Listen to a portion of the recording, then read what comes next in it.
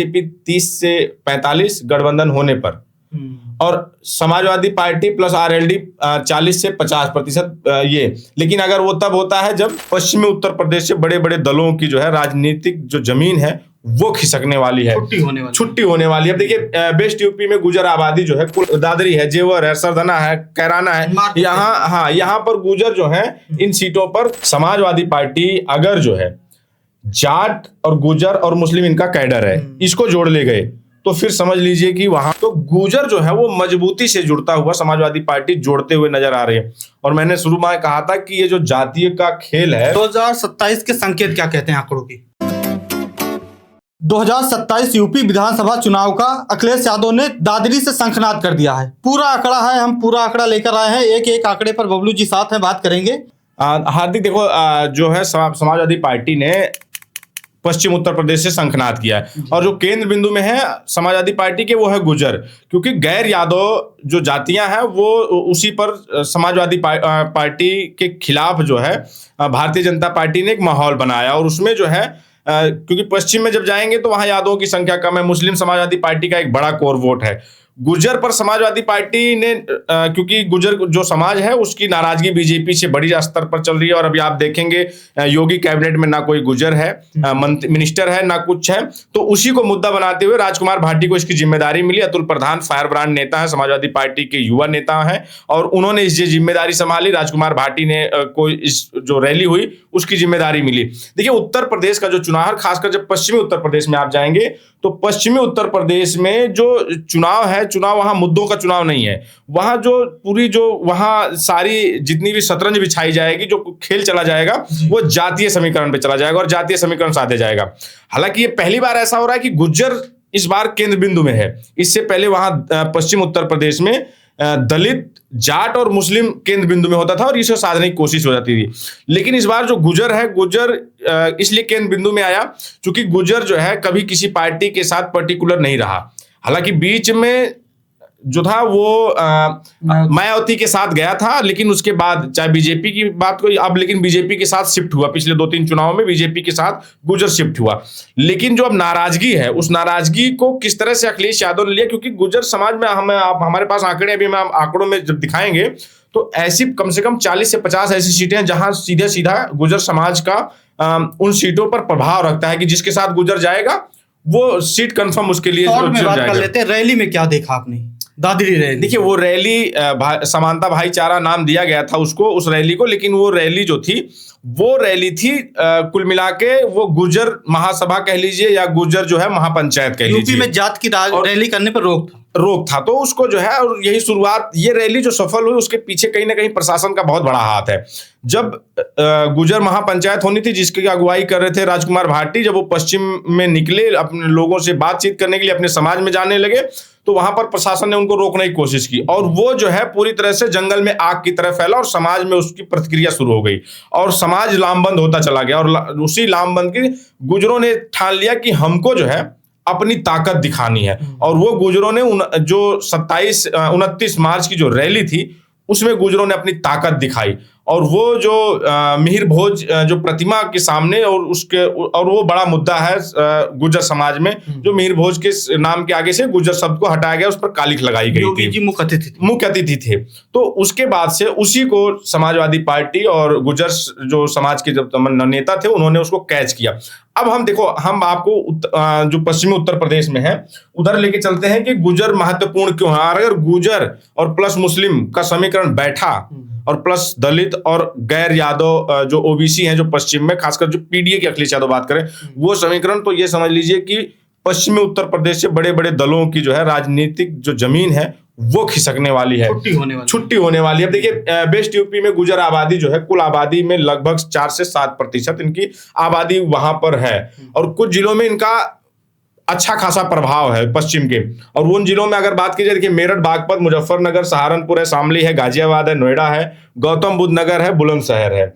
इन जिलों में कुछ विधानसभा क्षेत्रों में गुजर वोट 10 से 20% तक है और वो सीधा सीधा जो है उस पर वो प्रभाव डालता है, जिसके साथ एक तरफा गया 50 से 60-70% गया, वो सीट उसके खाते में जाती है। और तमाम ऐसे भी जिले हैं, अभी हम आपको दिखाएंगे कि जहां पर गुजरों के बिना तो वहां कल्पना ही नहीं कर सकते, वो वहां हारेगा भी गुजर ही और जीतेगा भी गुजर ही। तो इतनी बड़ी संख्या में। देखिए अगले में अगर हम चलते हैं तो पश्चिमी यूपी की सत्ता किसके हाथ? गुजर वोट जो है किंग मेकर रहेगा। गुजर सिर्फ 7 से 10% है, लेकिन 50 सीटों पर असर है उसका, जो मैंने आपको पहले ही बताया था। आंकड़ों में देखिए यही दादरी है, जेवर है, लोनी, 35 से 50 सीटों पर निर्णायक ये है, प्रभाव है उनका।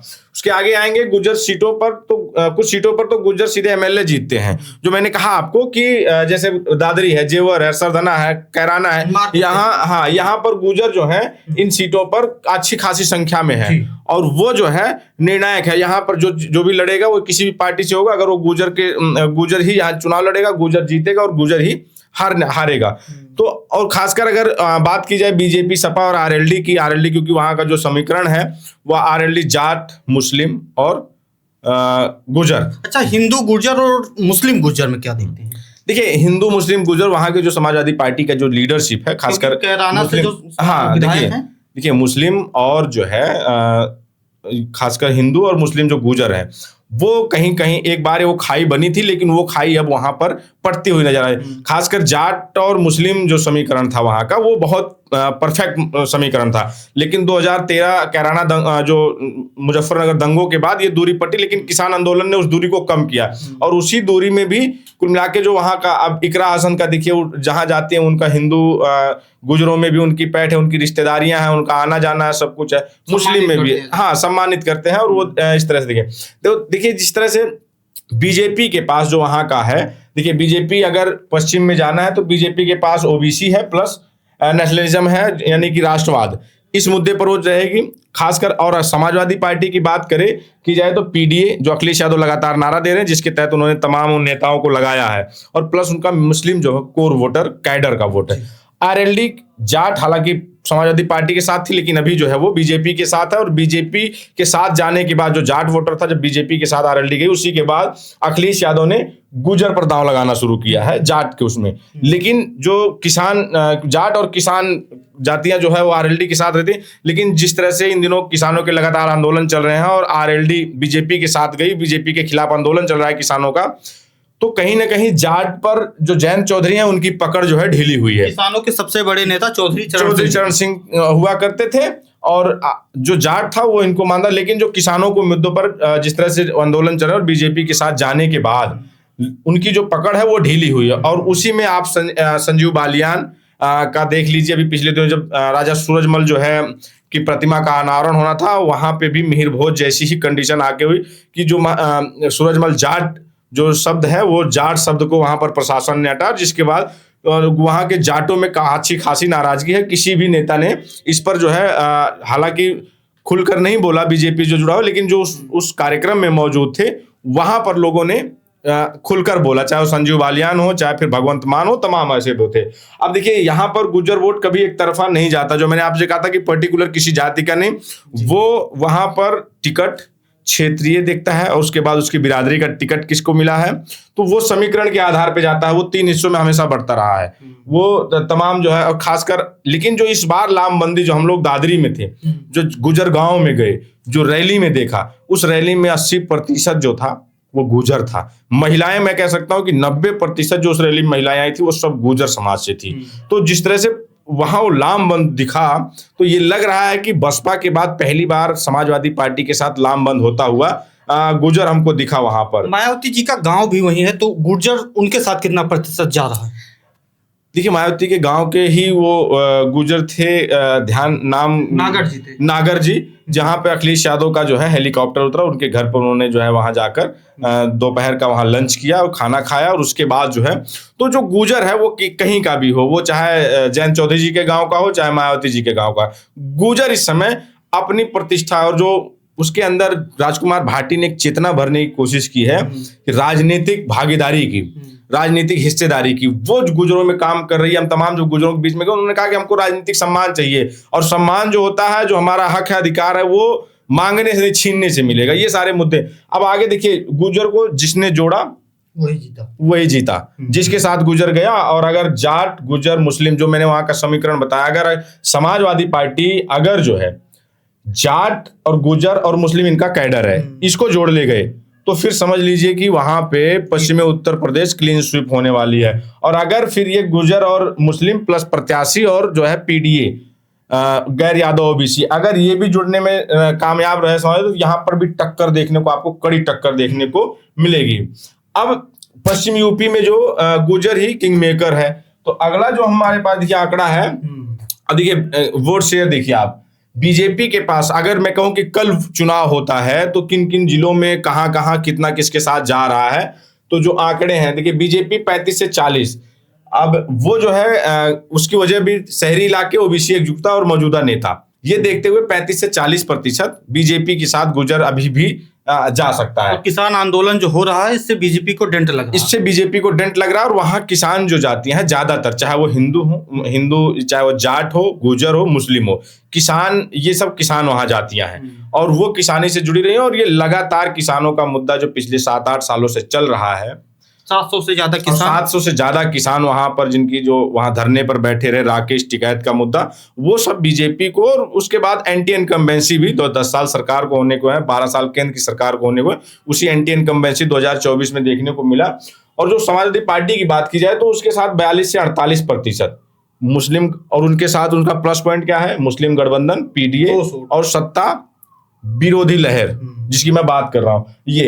हालांकि जो आरएलडी है 3 से 5% उनके साथ जाता है जाट गठबंधन और किसान इलाका, जो किसान जाती हैं, लेकिन किसानों में नाराजगी भी है। और वहां का जो जाट और गुजर का एक दूसरे के खिलाफ जो है मामला, हमेशा से वहां पर एक जातीय तनाव रहा है, तनातनी, उसका भी जो है, इस वजह से कभी आरएलडी की तरफ गुजर नहीं गया है। बीएसपी के साथ हमेशा रहा था, लेकिन 3 से 5% जा सकता है, लेकिन उसका कारण जहां उनका प्रत्याशी होगा, या जहां पे जो है तमाम जो उस तरह का उनके क्षेत्रीय तमाम मुद्दों पर दलित वोट बैंक और स्थानीय उम्मीदवार का असर जो रहेगा, उसी आधार पर जा सकता है। कांग्रेस बहरहाल उसका संगठन कमजोर है, उधर सीमित मौजूदगी है, वहां पर तमाम जिलों में उनके मौजूदा संगठन ही नहीं है।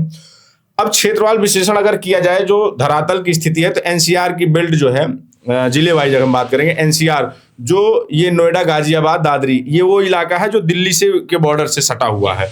वहां की बात की जाए तो बीजेपी 50 से 60% जो है जा सकता है, और समाजवादी पार्टी के साथ 20 से 30% जाएगा, कमजोर रह सकती है। उसका कारण क्या है, शहरी विकास और विकास का मुद्दा हावी है वहां पर। उसके साथ साथ जो शहरी वोटर है, इंडस्ट्रियल एरिया, जो शहरी वोटर है, वो परंपरागत रूप से बीजेपी के साथ है, तो वो वहां पर आरएलडी बहुत कम के, इस इलाके में वैसे भी आरएलडी का बहुत कम है। दूसरा, अगर इस पर अगर बात की जाए, जाट गुजर बेल्ट, बागपत, शामली, मुजफ्फरनगर, अगर यहाँ बात की जाए तो यहाँ बीजेपी 30 से 45 गठबंधन होने पर, और समाजवादी पार्टी प्लस आरएलडी 40 से 50% ये। लेकिन अगर वो तब होता है जब आरएलडी और समाजवादी पार्टी का गठबंधन होता है, गठबंधन होने पर बीजेपी को यहाँ अच्छा खासा डेंट लगेगा। और अगर मिश्रित बात की जाए कि जहां पर मिश्रित जो वो हैं, तो वहां पे मेरठ है, हापुड़ है, बुलंदशहर है, यहाँ पर मिश्रित रूप से वो है, उनकी जनसंख्या है, तो बीजेपी वहाँ 40 से 45%, समाजवादी पार्टी यहाँ 30 से 35%, फिर आरएलडी, बीएसपी शेष है। लेकिन उम्मीदवार के आधार पर माहौल बदलेगा वहां पर, और माहौल तमाम जगहों पर माहौल बदलता ही रहता है। कुल मिलाकर समाजवादी पार्टी को फायदा होता दिखाई दे रहा है। देखिए, समाजवादी पार्टी के साथ हम अभी की कंडीशन बता रहे हैं, लेकिन अभी देखिए गुजर सांसद होने जा रही है अभी, इकरा हसन, उस इलाके में जो खासकर बात की जाए, जो आपका मुजफ्फरनगर है, कैराना की तरफ, उस क्षेत्र में गुजर सांसद, और राजकुमार भाटी ने एक शब्द और कहा था, अभी याद हो, कि हम ये रैली करने के बाद चुप नहीं बैठने वाले हैं, हम ये हमारा लगातार, ये हमारी नुक्कड़ सभाएं, लगातार हमारी बैठकें, हमारा ये सब ये चलता रहेगा गुजरों के बीच में। तो गुजर जो है वो मजबूती से जुड़ता हुआ समाजवादी पार्टी जोड़ते हुए नजर आ रही है। और मैंने शुरू में कहा था कि ये जो जातीय का खेल है, जो जातीय समीकरण है, उस जातीय समीकरण में समाजवाद उत्तर प्रदेश में शतरंज जो बिछाई जाती है, वो जातीय समीकरण के दम पे ही बिछाई जाती है, और उसी का खेल चलने वाला है। तो उसी आधार पर समाजवादी पार्टी देखिए अलग अलग क्षेत्रों में अलग अलग उस पर लगातार चल रही है। पश्चिम में अगर गुजरों को जोड़ रही है, तो उसने बुंदेलखंड में रुक्मणी निषाद को लाकर उधर निषाद जोड़ने का काम किया। आप उसके आगे बढ़ेंगे, कौशाम्बी और ये अवध क्षेत्र में आएंगे, तो उन्होंने पाल, जो श्यामलाल पाल को प्रदेश अध्यक्ष बनाकर पाल जोड़ने की कोशिश की है, अपना दल के प्रदेश अध्यक्ष को तोड़ लिया, अपना दल प्रदेश अध्यक्ष राजकुमार पाल को तोड़ लिया। उनके साथ जब आप पूर्वांचल की तरफ जाएंगे तो निषादों पर, चाहे वो राम भुवाल निषाद हो, पप्पू निषाद हो, उसके साथ साथ आपके जो है उधर लौटर राम निषाद हो, निषादों पर खासकर इधर भाजपा ने भी बबलू जी प्रदेश अध्यक्ष कुर्मी समाज से बनाया है। भाजपा भी तो चाल चल रही है। वो तो सारी पार्टियां, मैंने कहा ना कि आपको बसपा ने पाल प्रदेश अध्यक्ष बनाया है। अब बीजेपी के साथ एक सबसे बड़ी ये है कि वो 10 साल से सत्ता में है। अब लोग उससे ये नहीं पूछ रहे कि आपने किसे क्या दिया है, कौन सा पद दे रहे हैं, अब वो काम पूछ रहा है, उन्होंने भागीदारी पूछ रहे हैं। अब पंकज चौधरी प्रदेश अध्यक्ष बने, उसका कितना कुर्मी समाज में कितना उसका इफेक्ट गया, कितना उसकी चर्चा हुई, ये भी डिपेंड करता है। आपने देखा होगा वो जैसे उनको प्रदेश अध्यक्ष बनाया वो विवादों में जुड़ गए। समाजवादी पार्टी जिस तरह से चल रही है अपनी चाल और जातियों को जोड़ने का, और वो भागीदारी देने की बात कर रही है, तो एंटी इनकम्बेंसी कहीं ना कहीं बीजेपी खिलाफ जाने वाली है। और जो ये जातीय समीकरण जो चल रहा है, अगर इसी पर अखिलेश यादव चलते रहे, समाजवादी पार्टी चलती रही, तो 27 में जो वो बीजेपी को एक डेंट बड़ा होने वाला है। 2027 के संकेत क्या कहते हैं आंकड़ों की? देखिए, आंकड़ों के आधार पर अगर हम जाएंगे तो बीजेपी अभी भी सबसे बड़ा हिस्सा, लेकिन किसान मुद्दा और स्थानीय कारणों से थोड़ी गिरावट संभव है, क्योंकि किसान मुद्दा हम बार बार कह रहे हैं। वहीं समाजवादी पार्टी तरफ देखिए, गुजर अगर जो है बीच में अगर गुजरों के बीच में जा रहा है, गुजरों को जोड़ने का, और प्लस पीडीए मुस्लिम गठबंधन बढ़त बड़ी बना सकती है समाजवादी पार्टी। इसको आरएलडी या गठबंधन पर निर्भर है, जाट गुजर एकता होने पर गेम बदल सकती है। यानी कि समाजवादी पार्टी के साथ आरएलडी का गठबंधन होगा तब भी जाएगी। आरएलडी जो जाएगी, जिसके साथ वो 2-4-5% वोट वो बढ़ाएगी, खास पश्चिम में, इस जो जाटों का, किसान जातियों का। लेकिन अगर समाजवादी पार्टी के साथ पुनः आती है तो ये गेम चेंजर के रूप में बड़ा गेम चेंज करेगी। बीजेपी के साथ जाती तो ये कहीं ना कहीं डाउन होंगे, क्योंकि जो एंटी इनकम्बेंसी है उसको ये पार्ट नहीं पाएंगे। जिस तरह 2024 में जाट क्षेत्रों में भी गठबंधन सक्सेस नहीं रहा। बिल्कुल। बीएसपी और कांग्रेस की बात की जाए तो वहां गुजर आधार बहुत कमजोर है, सिर्फ उम्मीदवार ही उनके पास अगर शेष रहा तो। और अगर देखिए चुनावी गणित में अगर हम लोग जाते हैं, बीजेपी 45% गुजर बढ़त में है, समाजवादी पार्टी 30% प्लस मुस्लिम, मजबूत चुनौती होगी। अगर ये 30% गुजर और मुस्लिम गठजोड़ वहां ठीक ठाक रहा तो वो बेहतरीन होने वाला। और अगर इन्होंने आरएलडी को समाजवादी पार्टी लास्ट तक अगर जोड़ ले गई अपने साथ, तो फिर ये समझिए कि पश्चिम में बीजेपी का तगड़े से सुपड़ा साफ होने वाला है। पश्चिम में बिना आरएलडी के सिर्फ जातीय जो समीकरण साधा, जो टिकटों का बंटवारा हुआ, उसके आधार पर समाजवादी पार्टी ने दिखाया। और समाजवादी पार्टी उसी पैटर्न पे चलने वाली, जो जातीय अपने जाति जो तमाम जो जातियां, उनको जो हिस्सेदारी, उनको जो संगठन में, टिकटों में, वो तो स्थान दे ही रही है, लेकिन जो टिकटों में जो देने जा रही है उसी आधार पर एक एक पर उनका सर्वे चल रहा है। और अगर ये गुर्जर पश्चिम में अगर समाजवादी पार्टी के साथ जुड़ा तो समझिए फिर जो है तगड़ी जो है जमीन पैठ बना ले जाएगी समाजवादी पार्टी, और जो है बीजेपी के लिए बड़ा डेंट होगा। 2027 के शंखनाद के बाद हमारी टीम पूरा आंकड़ा लेकर आई थी। बबलू जी ने पूरी तरीके से समझाया। कैसा लगा आंकड़ा, कैसा लगा ये पूरा, कमेंट में बताइएगा। धन्यवाद।